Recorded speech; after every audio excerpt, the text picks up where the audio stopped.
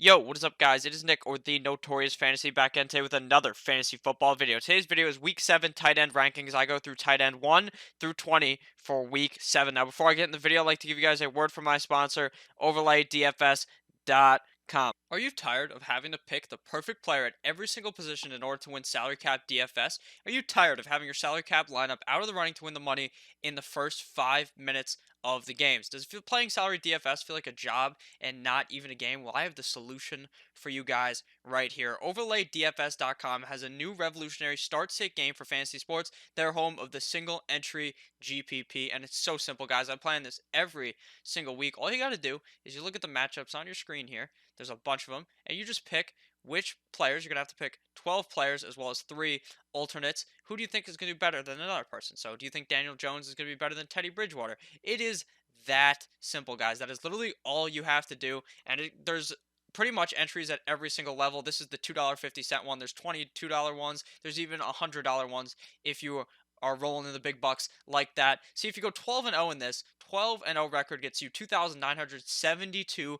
So you're making way more money than the $2.50 you put in. And if you finish in the top 10% of people, you get $18, and it goes up obviously depending on which type of game you're playing in based upon how much you put into the game. So it's very simple. I plan it pretty much every single week. So say in week 4, if you were playing in the 12, if you went 12 and 0 in the $109 game, you'll win a progressive bonus of over $26,000. The object is pretty much just to stay consistent, and you get, if you finish in the top 10% of the field, you win 9 times your buy-in until you get that beautiful 12 and 0 and win that huge progressive bonus. So make sure that you guys check this out. It's super easy. I planned it every single week. I've been doing pretty good, but I think you guys may honestly be smarter than me and may be able to do better. So come play with me. Come check it out. OverlayDFS.com. Check it out. Link below down in the description.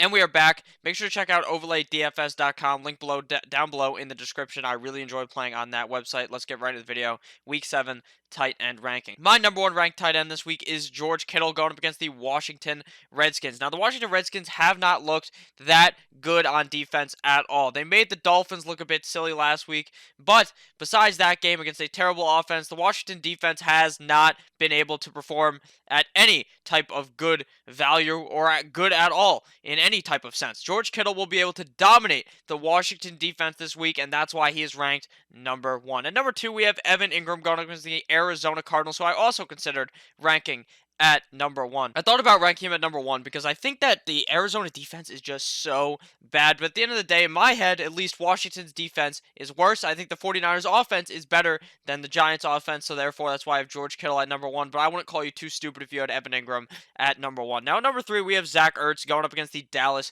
Cowboys. Now, the Dallas Cowboys defense has not looked all that great. And we've seen the last couple of weeks, Zach Ertz get a lot more involved in the passing game. And I think this week, Zach Ertz up against a Dallas Cowboys team that isn't the greatest against the tight end. I think Zach Ertz absolutely dominates in this game. Obviously, you're going to hope he crosses that plane into the end zone, but even if he doesn't, I think he's in for a pretty good matchup this week. And number 4, we have Austin Hooper, Hoop God, going up against the LA Rams. Austin Hooper has been playing phenomenal the last couple of weeks. Obviously, he's a guy you drafted super late or potentially even found on the waiver wire. It was a guy that blessed your fantasy football team with greatness. He has been off the hizzle, as the children like to say these days. He's been playing phenomenal against the Rams. I think he's in for a pretty good game. We saw last week, or the week before, I believe, one of those weeks when the Rams played against the 49ers and George Kittle, which was last week, I should actually say, that the LA Rams were not that good at stopping George Kittle. George Kittle was able to get loose and make some big plays. I think this week, Austin Hooper does the same thing against the LA Rams.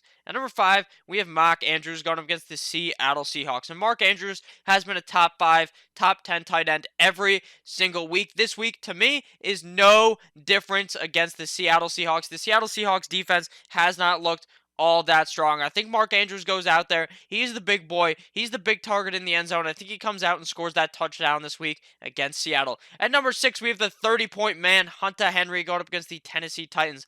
Now, last week, Hunter Henry came off that injury and absolutely eviscerated the Steelers defense. He made the Steelers defense look like a bunch of little boys. It used to be the triple Bs on that team, Big Ben, Boswell, and Mr. Antonio Brown. But the only Steelers that were triple Bs in that game were the baby back bitches that were on defense in that game towards the end of the half, because that's how Hunter Henry made them look. They looked stupid, even though they ended up winning the game. At number 7, we have Darren Waller going up against the Green Bay Packers. Now, Darren Waller's a guy that's in on pretty much every single fucking snap. It's like his name is Christian McCaffrey. He's out there on every single play. So how can you not have him ranked inside your top 10? He's a guy that Derek Carr looks for in the end zone. He's a guy Derek Carr looks for marching down the field. I think Darren Waller is in for a pretty good game this week against the Packers, who last week we saw actually be a bit open to getting the tight end.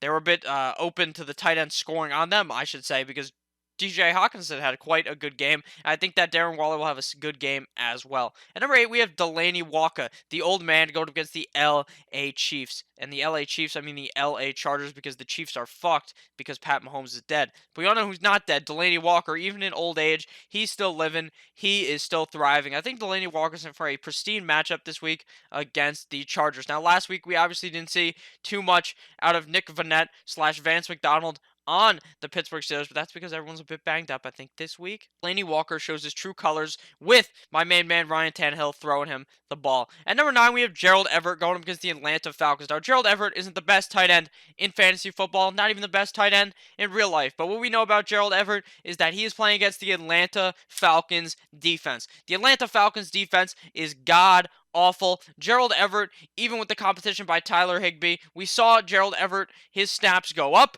Tyler Higbee's went straight down into the ground. It looks like a fucking X, like his name was Dez Bryant. I think Gerald Everett is in for a big game this week against Atlanta, and that is why he gets his ranking in the top 10. At number 10, we have TJ Hawkingod going up against the Minnesota Vikings. Now, Hawkinson played great at the beginning of the year, got hurt, came back, and emerged last week against the Green Bay Packers. He was able to get open and get loose against that Packers defense. Now, we saw last week the Vikings have been pretty good against the tight end, even though last week Zach Ertz played pretty good. I think this week TJ Hawkinson is in for a solid game. It is clear Matt Stafford loves targeting Mr. TJ Hawkinson. At number 11, we have Jimmy Graham ranked inside the top 12. Now, I know he might be an old fucking man, but against the Oakland Raiders, against a defense that has not been pristine at all this year, I think Jimmy Graham may be able to hop his way into the end zone and be worth a top 12 tight end this week. At number 12, the final top 12 tight end, we have Jason Witten, another old man of the going up against the Philadelphia Eagles. Now, obviously, with Amari Cooper likely being out, I think that obviously elevates Jason Witten's value. I think that without Amari Cooper, Dak Prescott's going to be looking towards Jason Witten a lot more as a safety valve. I think Jason Witten is in for a pretty good game this week against the Eagles. Now, we are on to 13 through 20, so if you made it this far, make sure to click that subscribe button. At number 13, we have Dawson Knox one time, if you're with me. Dawson Knox has been playing okay the last couple of weeks, but what I do know is this week, he's playing the Miami Dolphins. The Miami Dolphins can't stop anyone. Dawson Knox is going to go hard in the fucking paint. If John Brown is out, Dawson Knox is elevated even further. I think Dawson Knox is in for a huge game this week against the Dolphins. We've seen Mr. Joshy Allen throw the ball Dawson Knox's way multiple times. I think this week he finds that end zone against the Miami Dolphins. At number 14, we have Eric Ebron going up against the Houston Texans. Now, Eric Ebron has not been playing that phenomenal. He's obviously a touchdown-dependent guy, just like a lot of these guys in the 14 through 20 area here. But I think Eric Ebron may be able to find the end zone this week against the Houston Texans. And at number 15